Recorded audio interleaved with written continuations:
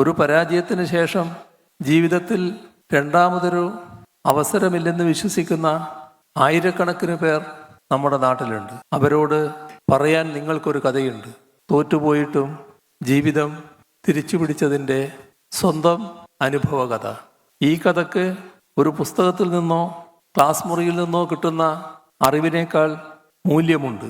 കാരണം ഇത് നിങ്ങളുടെ സ്വന്തം ജീവിതാനുഭവമാണ്.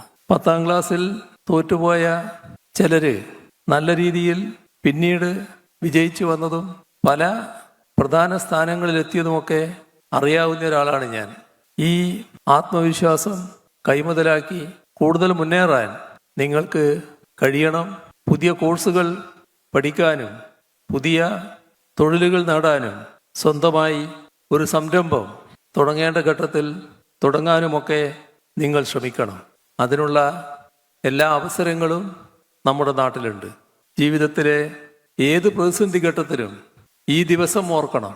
തോറ്റുപോയപ്പോഴും തളരാതെ മുന്നോട്ടു പോയ അതേ മനസ്സ് ജീവിതത്തിൽ എപ്പോഴും നിങ്ങൾക്കുണ്ടാകട്ടെ എന്ന് ആശംസിക്കുന്നു.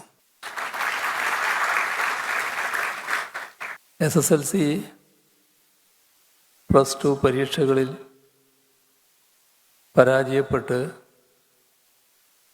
പല കാരണങ്ങളാൽ പഠനം പാതി വഴിയിൽ ഉപേക്ഷിക്കപ്പെട്ട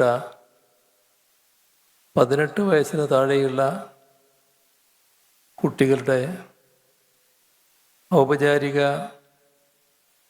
വിദ്യാഭ്യാസം പുനരാരംഭിക്കുന്നതിനും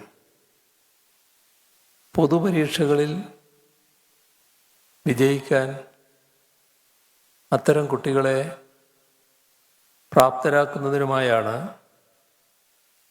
നേരത്തെ ഇവിടെ പ്രസ്താവിച്ചതുപോലെ 2017 ഹോപ്പ് പദ്ധതി ആരംഭിച്ചത്. അത് ശ്ലാഘനീയമായ രീതിയിൽ മുന്നോട്ട് പോവുകയാണ്. പഠനത്തിൽ പരാജയപ്പെട്ടു പോയി എന്തുകൊണ്ട് മാത്രം ഒരാളെയും മാറ്റി നിർത്താൻ പാടില്ലെന്നും അവരെ കൂടി ചേർത്ത് പിടിക്കുകയാണ് വേണ്ടതെന്നുമുള്ള കാഴ്ചപ്പാടിൻ്റെ ഫലമാണ് ഹോപ്പ് പദ്ധതി. നാളിതുവരെ 4364 പേർക്കാണ് ഈ പദ്ധതി പ്രതീക്ഷയുടെ പുതുനാമ്പുകൾ നൽകിയത്.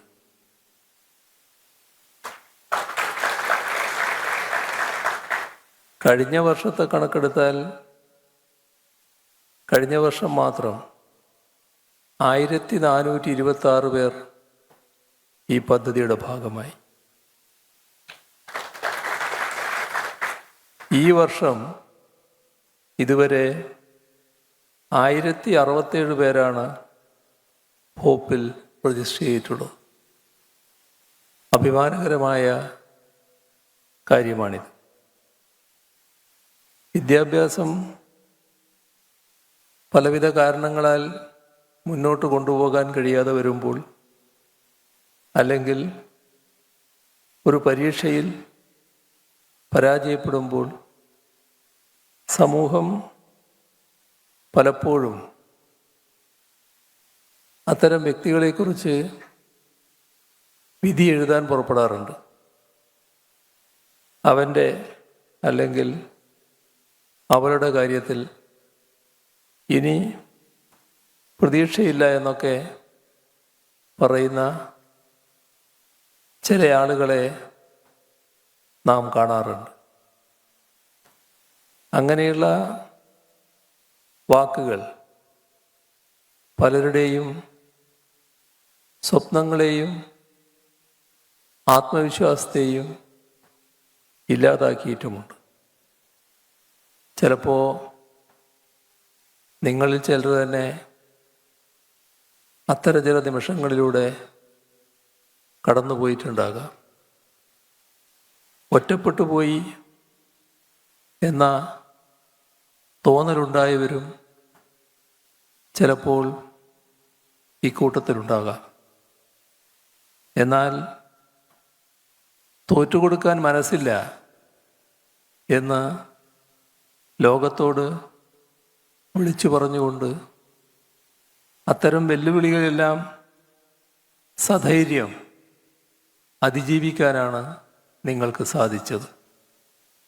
അതിനാൽ തന്നെ നിങ്ങളുടെ വിജയം കേവലമായ ഒരു വിജയം മാത്രമല്ല, തളർന്നുപോയ മനസ്സിൻ്റെ ഉയിർത്തെഴുന്നേൽപ്പ് എന്ന നിലക്കാണ് ഇതിനെ കാണേണ്ടത്.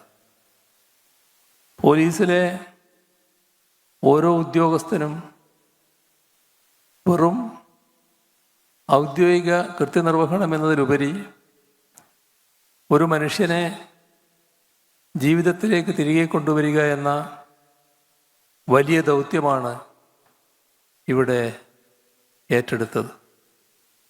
അവർക്ക് നിങ്ങൾ ഓരോരുത്തരും വെറും വിദ്യാർത്ഥികളായിരുന്നില്ല, സ്വന്തം സഹോദരങ്ങളായിരുന്നു.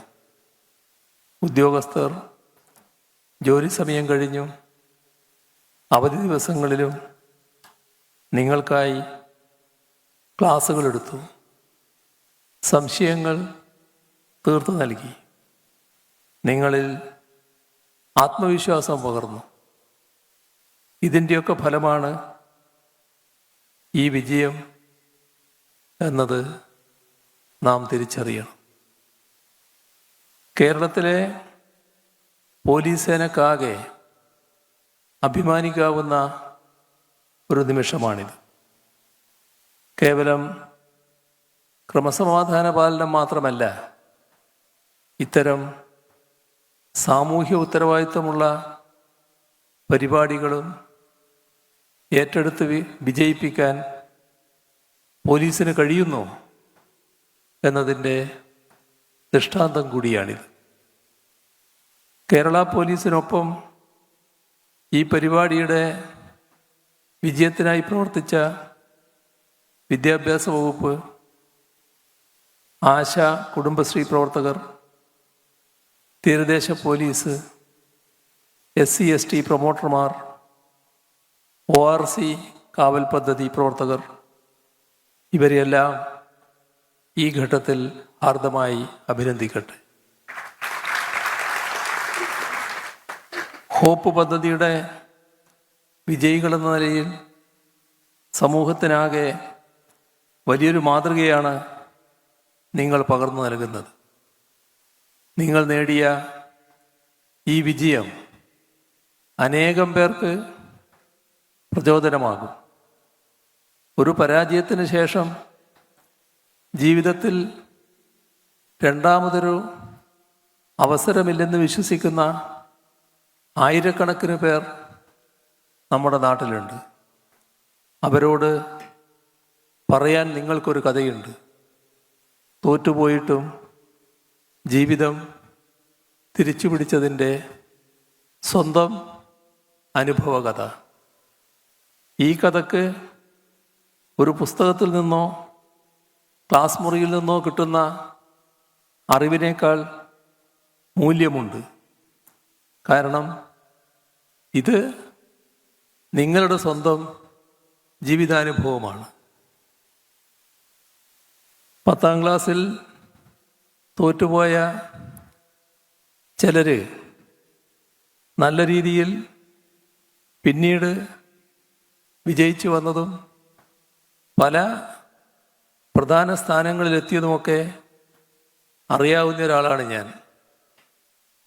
ഈ ആത്മവിശ്വാസം കൈമുതലാക്കി കൂടുതൽ മുന്നേറാൻ നിങ്ങൾക്ക് കഴിയണം.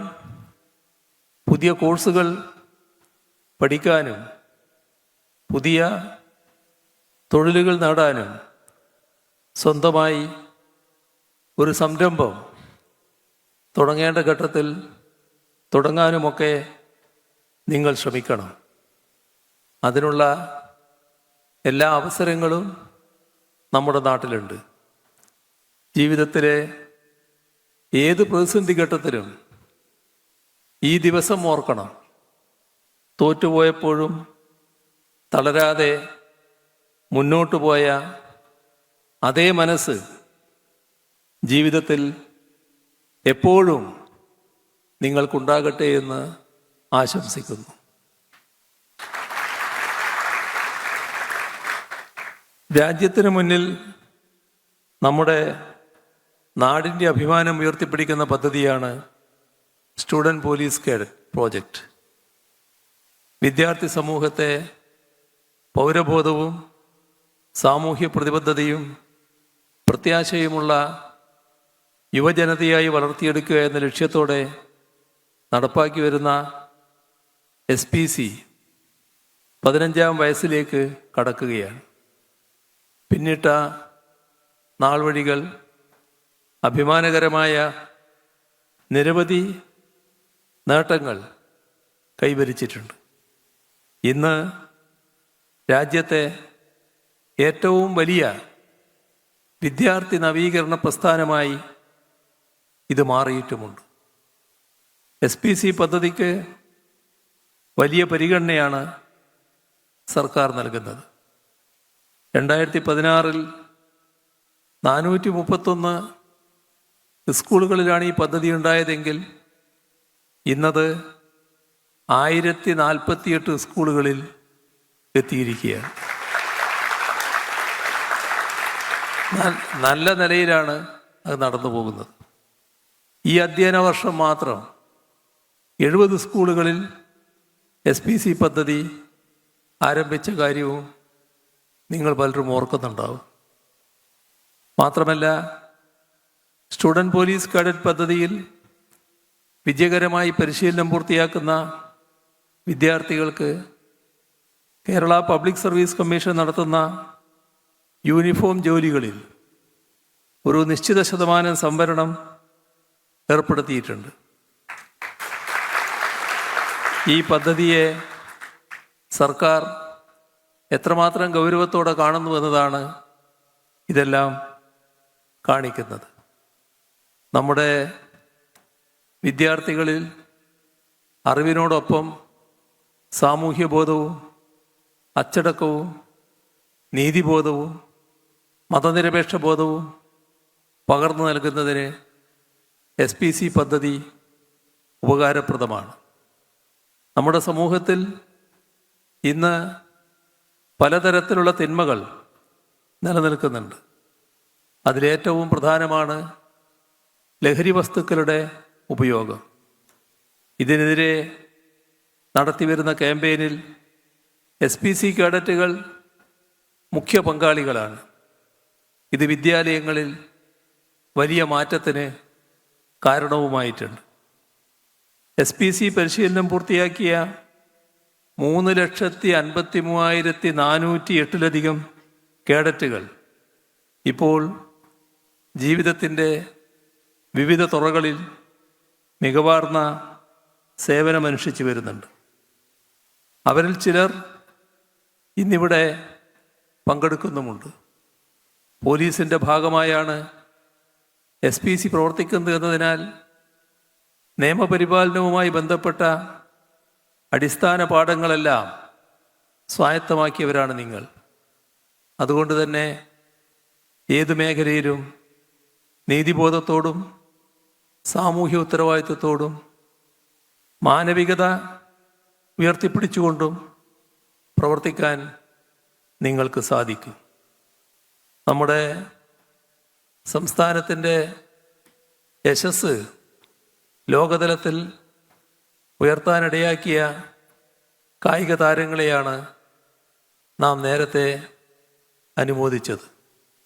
ആ താരങ്ങളിലൂടെ കേരള പോലീസിൻ്റെയും കേരളത്തിൻ്റെയും നമ്മുടെ രാജ്യത്തിൻ്റെയും യശസ്സാണ് ഉയരുന്നതിനിടയായിട്ടുള്ളത്. അവരെ എല്ലാവരെയും ഒരിക്കൽ കൂടി അഭിനന്ദിക്കുകയാണ്. ഒരു വിജ്ഞാന നൂതനത്വ സമൂഹത്തിലേക്കുള്ള കേരളത്തിൻ്റെ പ്രയാണത്തിൽ നിങ്ങളെല്ലാവരുടെയും സജീവമായ ഇടപെടലും പങ്കാളിത്തവും ഉണ്ടാകണമെന്ന് ഓർമ്മിപ്പിച്ചുകൊണ്ട് നിറഞ്ഞ സന്തോഷത്തോടെ ഈ പരിപാടിയുടെ ഔപചാരികമായ ഉദ്ഘാടനം നിർവഹിച്ചതായി അറിയിച്ചുകൊണ്ട് അവസാനിപ്പിക്കുന്നു. നിങ്ങൾക്കെൻ്റെ സ്നേഹാഭിവാദനങ്ങൾ.